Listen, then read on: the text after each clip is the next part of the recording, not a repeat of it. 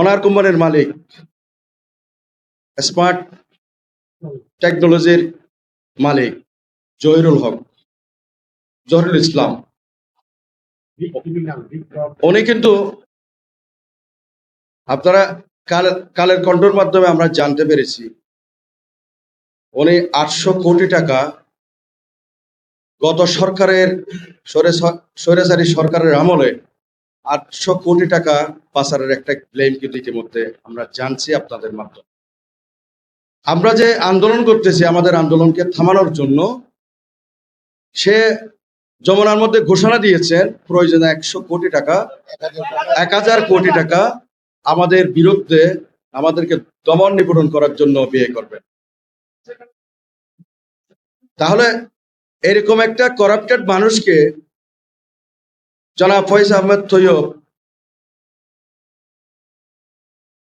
তার কথা শুনে আমাদের প্রতি এই অমানবিক নির্যাতন নিপীড়ন কেমনে হাতে নিল, এটা আমাদের প্রশ্ন। ব্যবসা, আমরা মুক্ত ব্যবসা চাই, প্রতিযোগিতামূলক ব্যবসা চাই। আমি মোবাইল বিক্রি করব, আমার থেকে আপনার পছন্দ নাও হতে পারে, অন্যজন থেকে নিতে পারবেন, কিন্তু 9 জনের ভিতরেই থেকে গেলে তাহলে অন্য জায়গায় যাওয়ার কোনো সুযোগ নেই। আপনি দেখেন প্রত্যেকটা সেক্টরের মধ্যে যখন আপনি ইনপুট করবেন আপনি লাইসেন্স করতে পারবেন, কিন্তু এই জায়গাটার মধ্যে আমাদেরকে ব্যারিয়ারের মধ্যে রেখে দিচ্ছে যে আমরা সহজেই লাইসেন্স করতে পারবো না। এনইআর সিস্টেমটা চালু হোক, আমরা চাই সেটা হবে এইভাবে, ইন্ডিয়ার কন্ট্রোলে না। এটা আমরা চাই আমাদের বাংলাদেশের অর্থায়নে এবং বাংলাদেশ সেনাবাহিনীর তত্ত্বাবধানে চালু হবে, আমরা সেটা চাচ্ছি। সুতরাং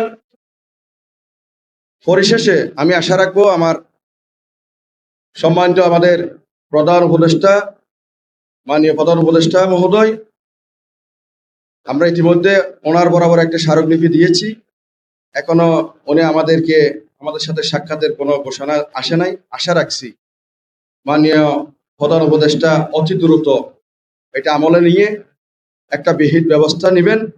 অন্যথায় আমাদের বাংলাদেশের মধ্যে এই মোবাইল সেক্টরের মধ্যে 20,000 ব্যবসায়ীদের সাথে 20 লক্ষ সংশ্লিষ্ট পরিবার পরিজন যারা আছি, আমাদের যে ব্যাংক লোন থেকে শুরু করে যে আমাদের ইনভেস্টগুলো রয়েছে এবং আমাদের আগামীতে পরিবার পরিজন নিয়ে চলার কর্মসংস্থান বর্তমান সরকারকে করে দেওয়ার জন্য অনুরোধ জানাচ্ছি।